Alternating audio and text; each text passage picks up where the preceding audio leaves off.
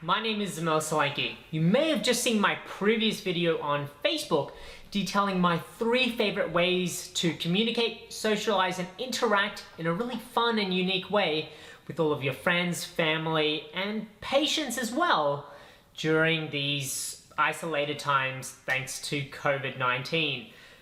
Now, this video here features everything to do with the first platform that I mentioned, Skype. So Skype is my favorite platform to video chat with right now, to communicate with my friends, my family, and also with patients. It's also approved by the Royal Australian College of General Practitioners for telehealth. Now, telehealth is blowing up at the moment because of the need to remotely consult and counsel patients from the comfort of their own home, thanks to the whole social distancing regulations we are now facing. Skype, unlike Zoom, offers a whole bunch of features that make it very, very good to use, particularly for this use as well with telehealth.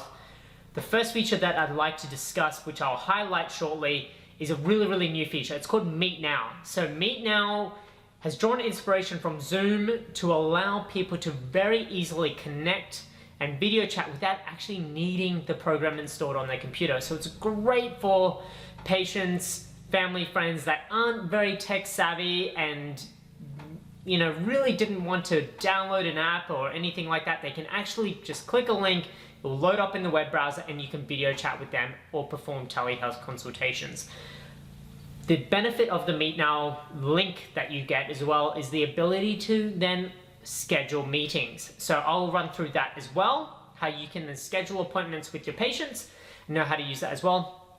Then thirdly, I'll briefly touch on the subtitle feature as well. So the subtitle feature is probably one of my favorite features with Skype. Unlike Zoom, unlike WebEx, unlike a truck ton of other video conferencing tools, Skype actually doesn't require someone to actually input the captions while you're speaking. It actually uses AI or artificial intelligence to auto-generate it. So I'll touch on that feature as well.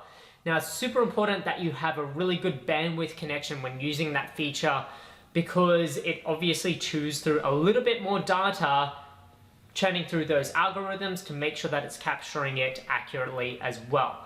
So let's check it out now. Come on with me.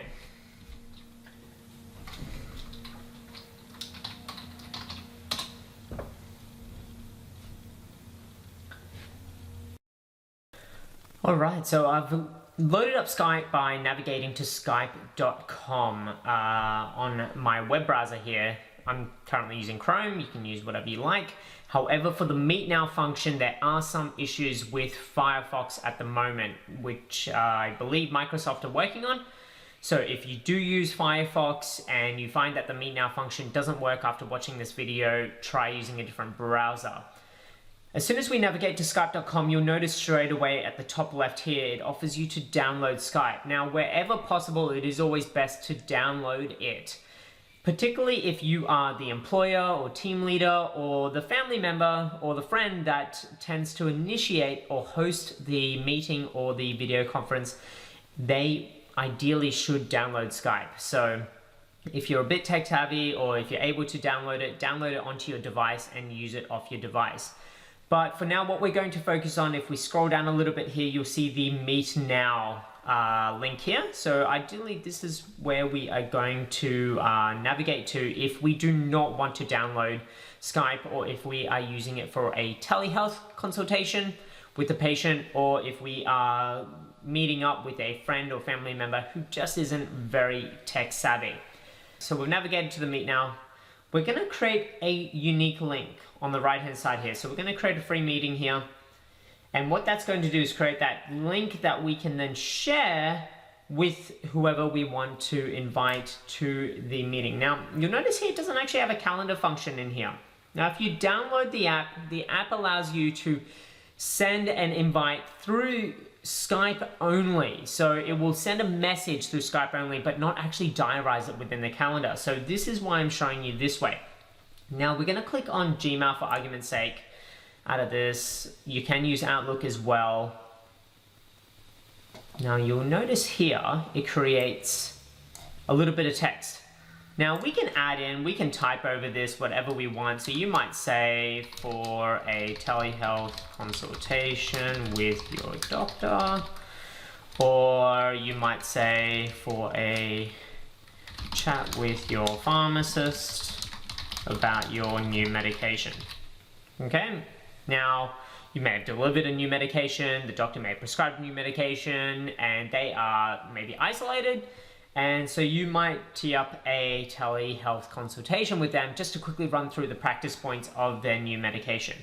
So we are going to highlight all of that and use Control-C, or you can right click and go copy, and then load up our calendar.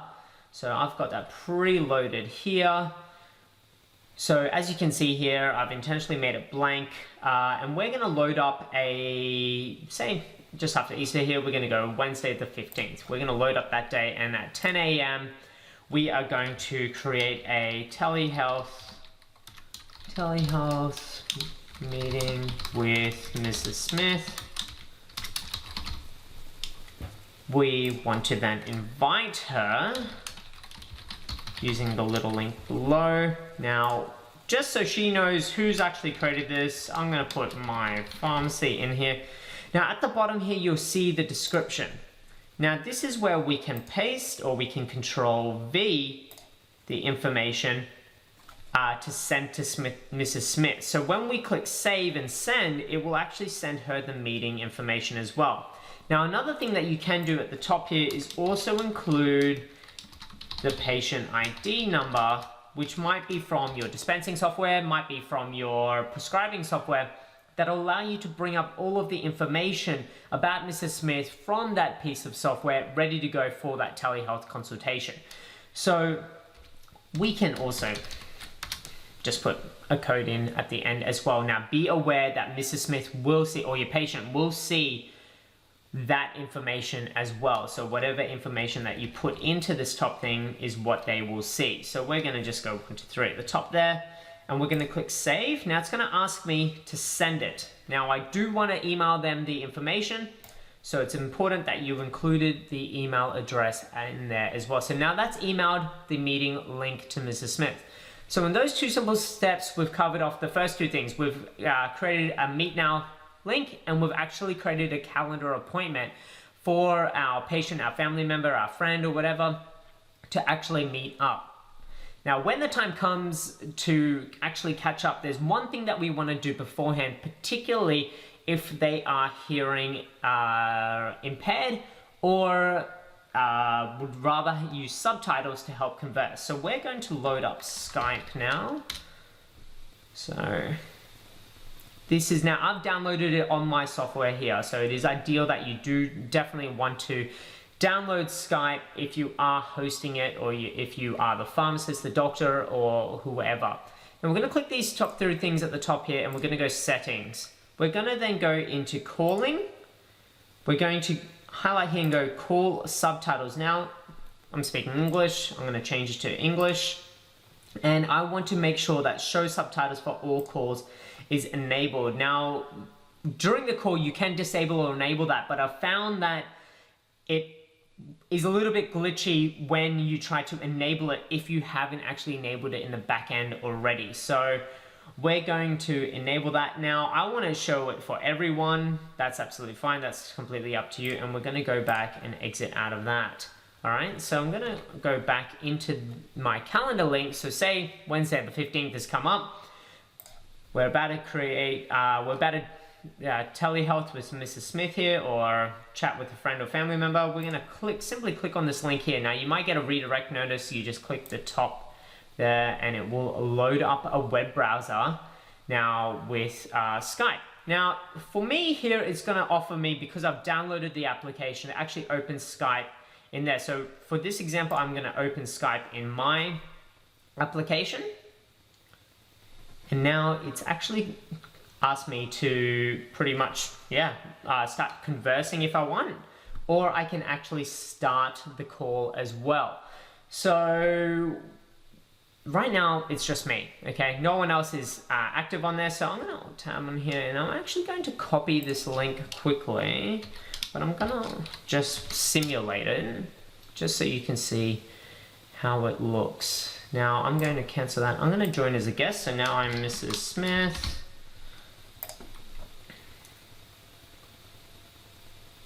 And it just takes a small moment after you click join just to load up.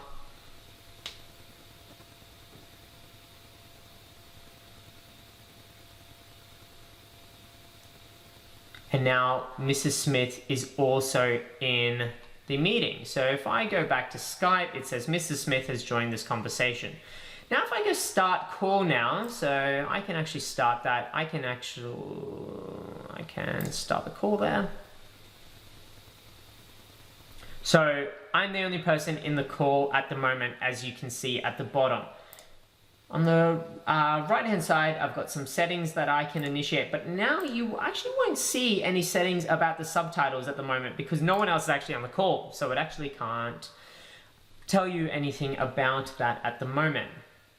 So we're going to jump back to Mrs. Smith's, and this is Mrs. Smith's profile here. We are going to join the call now. It's turned green because I've actually initiated the call.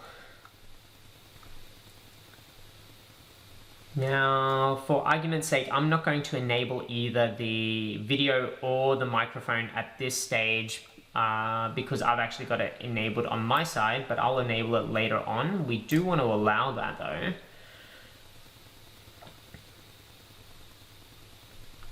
And so this is the view of Mrs. Smith here, and she can see me. If I Alt Tab, this is the view that I would be looking at. This is my profile here. So now in the bottom right here, I can actually go turn subtitles on, and that will take a moment to initialize. Now while that's initializing here, I'm gonna tab and just make sure that Mrs. Smith does the same.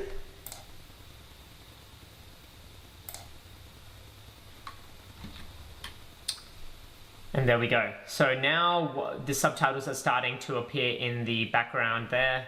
It's gone, oh, we can't detect your language. We can select a language there as well. It allows us to translate a few different languages as well.